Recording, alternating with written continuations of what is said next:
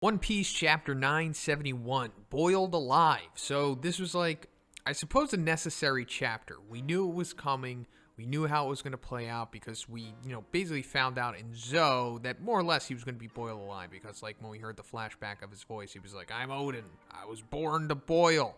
Which, he didn't say in this chapter. That's because he was still alive at the end of it. So I assume that he's probably going to say that line in the next chapter, which may or may not be the end of the flashback. But also, let's just get into that real quick. So I assume that this is how things are going to play out ultimately, like with the proposition, I guess, that Oden has made here with Orochi and Kaido about, whoever stays alive at the end of the hour is free to go. So him holding up the scabbards here, I assume means that he's going to hold them up for the entire hour, and then I guess they escape.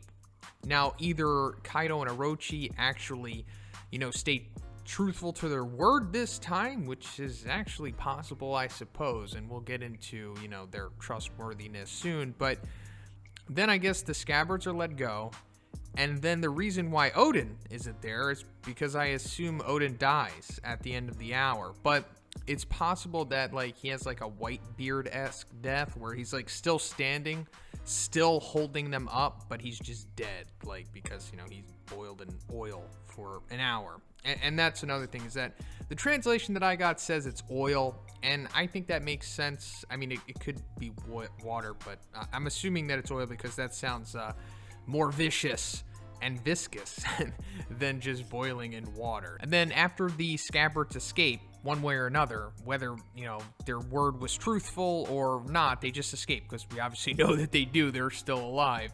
And they go back to Oden's castle, and I assume that they either catch wind or just know that Orochi or Kaido is going to send some people to go take out Momonosuke and Hiyori, because that's ultimately why Toki sends them all into the future, to save them. But also, I mean, it's kind of foreshadowed at the beginning of this chapter when Momonosuke's like, why do people want to kill me? And then Toki's like, well, your father's a great man, and you are the one who will lead this country someday. So that's just foreshadowing that, yeah, they're definitely going to come to try to take him out after Oden is done. And then we're going to see, like, the important sequence of Toki sending them all into the future, and if Toki does, in fact, die, because there's, like, a lot of, kind of speculation around Toki right now, whether she is the traitor or not, or if she is actually Komurasaki in the present day, possibly. There is some things that could kind of line up with that being true. I'm really on the fence about it at this point, but it's just us seeing her scar, like, on her thigh a couple chapters back, which is, like, really making me wonder, like, did Oda show us that purposely so that we would remember it, or was it just simply to get a reaction out of Oden? It's interesting, but I don't know. We're just ultimately going to find out what happens in that sequence, which I'm very interested in seeing how it does play out, because, that goes into the whole traitor thing in general. Like, after this chapter, it's like, who is the traitor? So, there was a lot of suspects, obviously. Like I just said, Hiyori is a new one, or Toki, I should say, is a new one. Komurasaki, Hiyori, whoever. And then it was, like, Raizo, and then it was Shinobu, then it was Kanjuro. But now we see all of the scabbards were basically going to boil. I mean, I highly doubt that Kaido and Orochi knew that Oden was going to pull up that plank thing and, carry them all. So, like, if he wasn't going to do that, then what was going to happen with the scabbards? Were they just going to jump in and die? Meaning that none of the scabbards are the traitor, possibly? But then also, like, Shinobu is, I think, completely vindicating herself in this chapter. Unless this is, like, some kind of, like, weird red herring from Oda, which, I don't know, just doesn't line up with his past writing. So, considering that it was definitely somebody back 20 years ago, not just somebody that exists present day, I guess it's like Raizo or Toki. And I say Raizo because he's kind of connected the most to everything. It started with Jack tracking him down to Zoe. And then also, I mean, this might be a stretch here, but Raizo kind of resembles Orochi. I mean, they both have, like, the huge heads and the stumpy bodies. So maybe Raizo is, like, a part of the Kurozumi clan?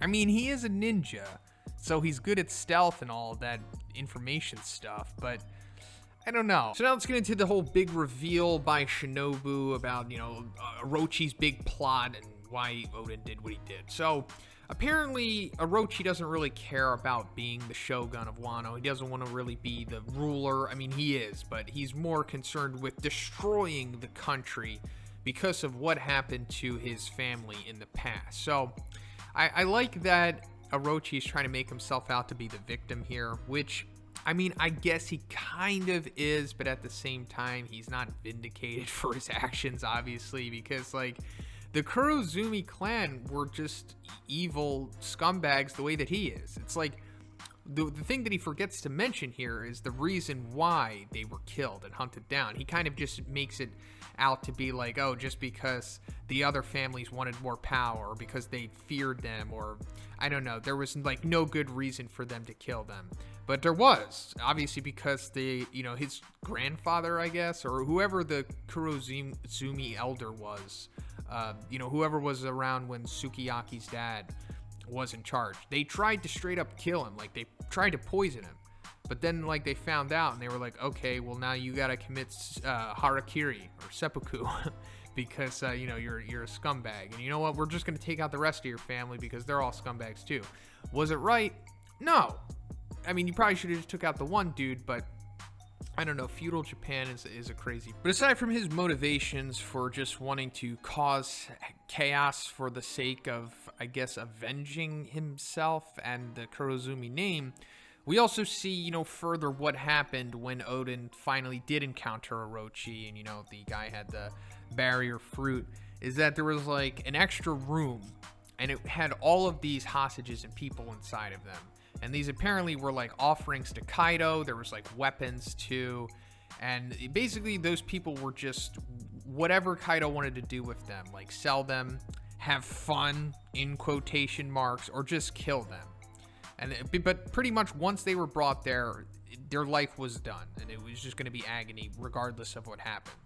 And then we see Oden initially attacking Kaido, which we weren't, privy to before, and a lot of people were like kind of upset about that. But no, it turns out, yeah, Kaido was there and Oden attacked him.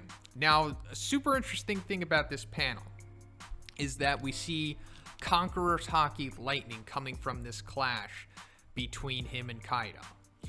Now, does this confirm that Kaido has Conqueror's Haki? Because as far as I know, this hasn't been confirmed yet. Now, also, Kaido clashed with Big Mom, and there was, like, kind of like a Conqueror's reaction between the both of them. I mean, obviously, we know that Big Mom has it.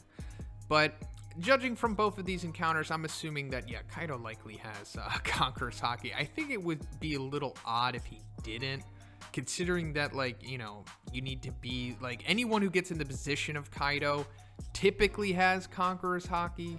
So, like, if Kid and, like, Daffy have it and Hancock, I think it would just be odd if Kaido, like, didn't have it. Although I guess that would kind of distinguish him as, like, one of the strongest people who just randomly just doesn't have it. But anyway, as most of us expected, or should I say the level-headed individuals among us expected, that Oden sacrificed his dignity and pretty much a rebellion in order to save people. That's what it ultimately came down to. Because the plan, or the deal, I should say, between him, Kaido, and Orochi was that if he dances, every dance will save 100 people from being the tributes or the offerings to Kaido. And I guess they were truthful to it. I mean, it's never really confirmed if they were truthful to it, but considering that Oden kept doing it for 5 years, maybe he knew that they were truthful, or he just assumed that they were keeping their word. But regardless, this goes into Oden's character. Yes, he was very selfish in the beginning, but he's making up for it ultimately by sacrificing himself to save the people that he kind of abandoned in a way. So this is like Oden's final gesture, but also, he is kind of naive. But also, at the same time, we have to remember that things are different in Japan, and Wano, if anything, is based entirely on, like, feudal Japan, or just Japan in general. And as far as I know, like, a bonding word means a lot. Like, if somebody tells you that they're going to do something, then you're, like, inclined to believe them. It holds a lot more water than it does in like our society, or Western society, I should say, or as far as I know. So that's just, I don't know, some insight into why Oden was so ready to just believe their word, or just to believe that they're going to do what they said that they were going to do. Yeah, regardless of the culture, it is, you know, kind of naive of him to believe so, but he ultimately was just looking out for the good of the people. He wanted to mitigate as many casualties as possible, and instead of just having to go to all-out war and, you know, possibly sacrificing hundreds or thousands of lives in the process of winning, he decided to go the alternate route and just sacrifice himself. Well, that's pretty much it for the video today, guys. Let me know what you think about this chapter. Is Oden vindicated? What do you think is going to happen in the next one? When do you think Act 4 is going to begin? Let me know, and if you liked it, please give it a like. I also have a Patreon. It gives you access to a weekly Q&A, and if you haven't already, please subscribe as well. Have a great day, and I'll see you in the next one.